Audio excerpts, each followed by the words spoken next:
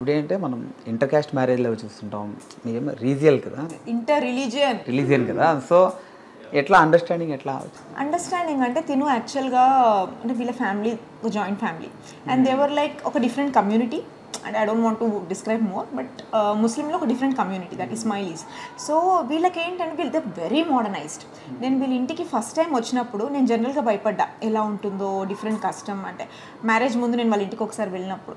తర్వాత వాళ్ళ ఇంటికి నేను చూస్తే అంటే నీట్నెస్ కానీ ఎవ్రీథింగ్ అండ్ వాళ్ళ మదర్ నన్ను చాలా కంఫర్ట్గా అలా చూసేవాళ్ళు. అండ్ వీళ్ళ జాయింట్ ఫ్యామిలీ నేను అది మిస్ అయ్యాను నా లైఫ్లో. బికాజ్ మాది ఒక చిన్న ఫ్యామిలీ, నేను మమ్మీ తమ్ముడు డాడీ అంతే, ఈ నలుగురమే.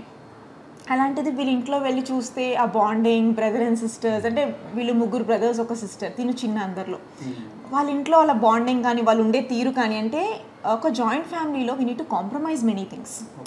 ఒకళ్ళ గురించి ఒకళ్ళు తెలియకుండా కాంప్రమైజ్ చాలా చేస్తారు.